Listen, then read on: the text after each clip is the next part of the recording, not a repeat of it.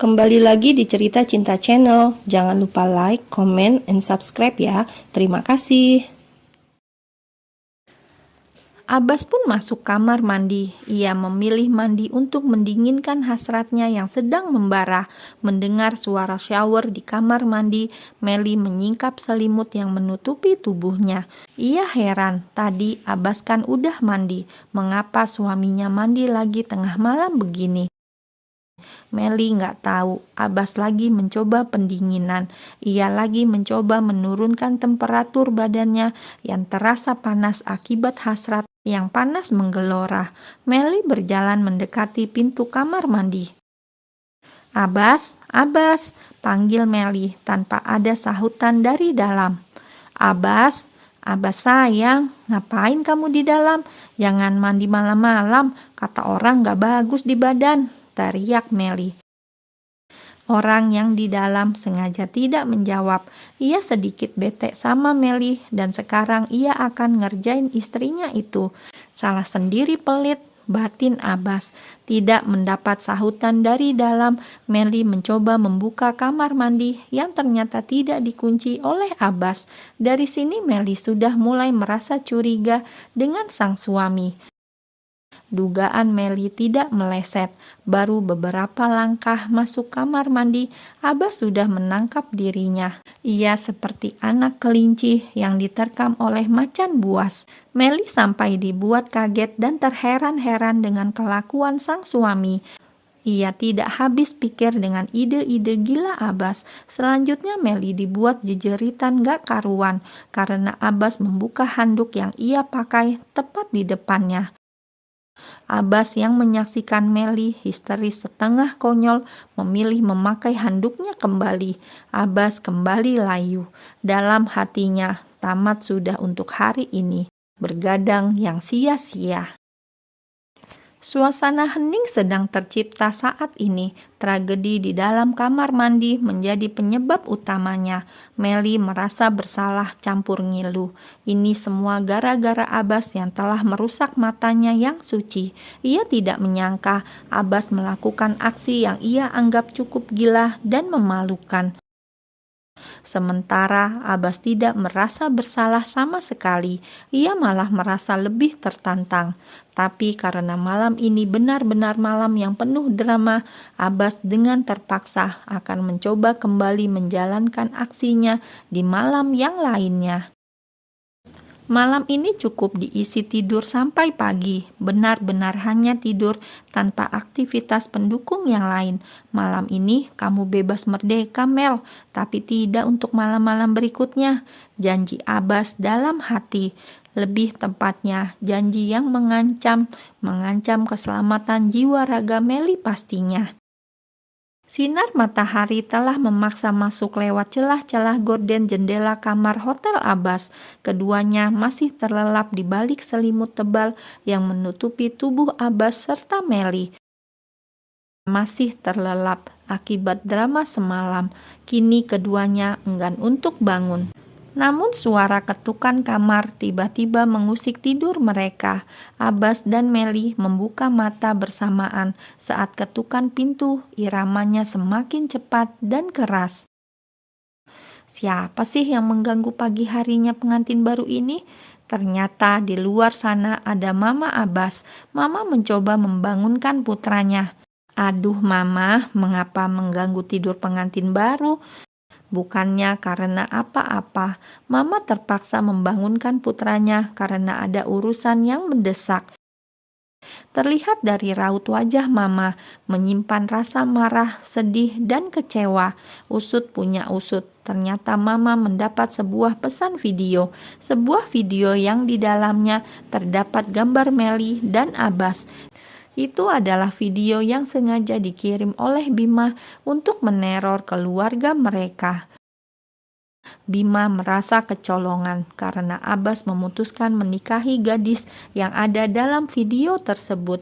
Ia merasa senjatanya kini tak berguna, namun ia tidak mau menyerah begitu saja. Maka ia ingin mencari cara untuk menghancurkan Abbas. Lewat pesan yang ia kirimkan kepada Mama Abbas, ia ingin memulai terornya kembali. Ia tidak akan menyerah sebelum melihat Abbas hancur di tangannya.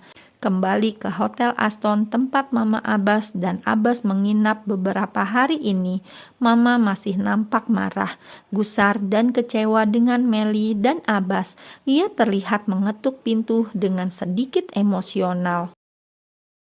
Ia merasa masalah ini sangat serius. Skandal video ini bisa berdampak pada bisnis dan saham mereka. Ia baru saja merasa lega karena rumor yang menyimpang tentang anaknya baru saja hilang. Kini muncul masalah baru, skandal video yang dilakukan putra kesayangannya. Betapa ia sangat terluka dan kecewa. Ia tidak habis pikir. Ia merasa Melly adalah gadis baik-baik. Namun setelah melihat reka adegan dalam video, Mama saat ini menjadi salah paham.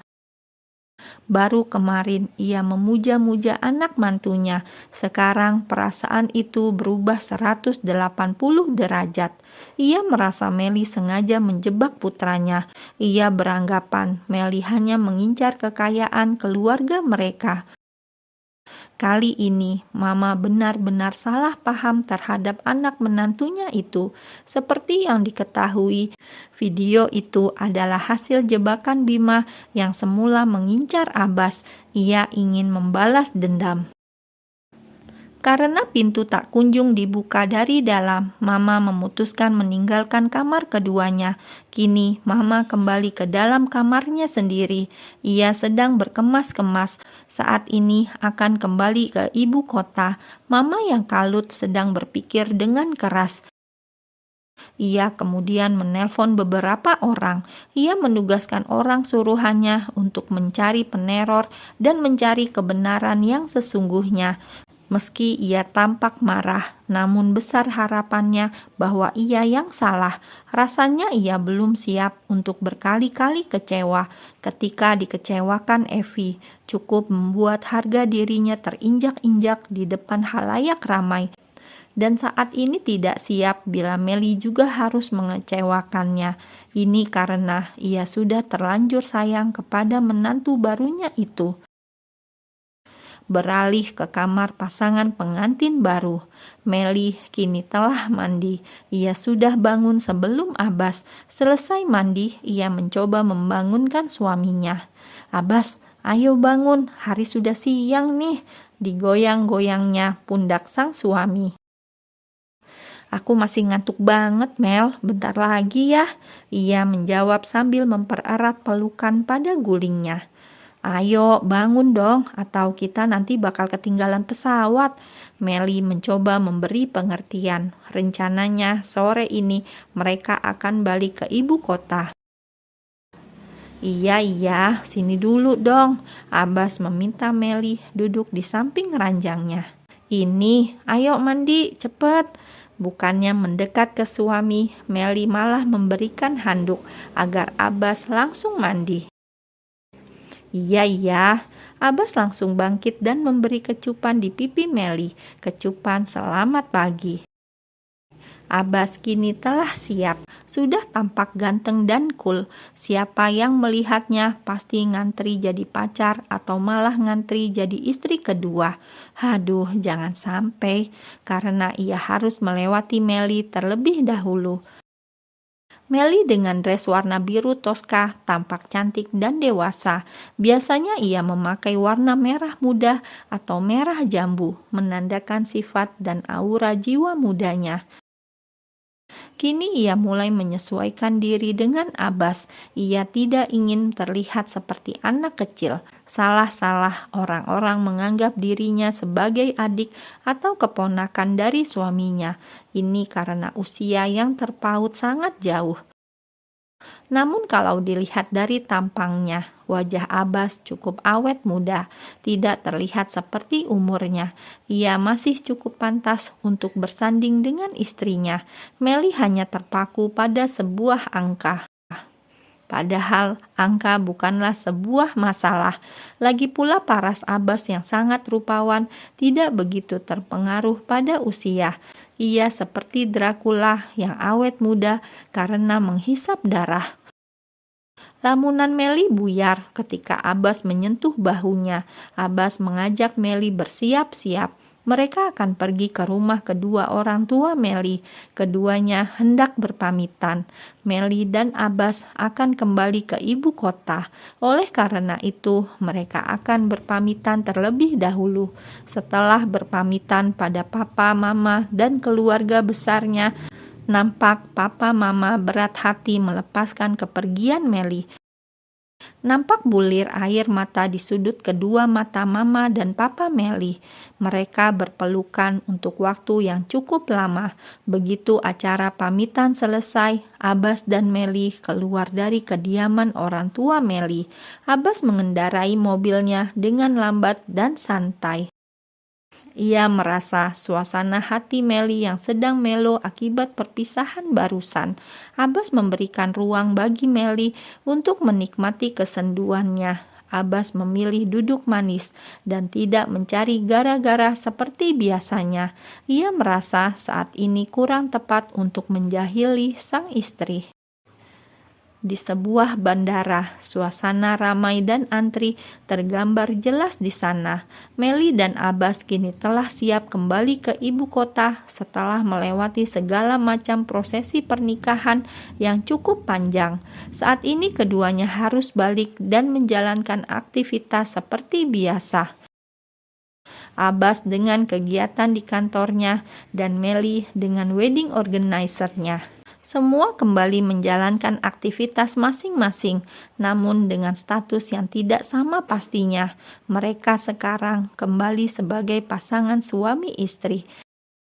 Bagaimana kehidupan pernikahan mereka di ibu kota selanjutnya?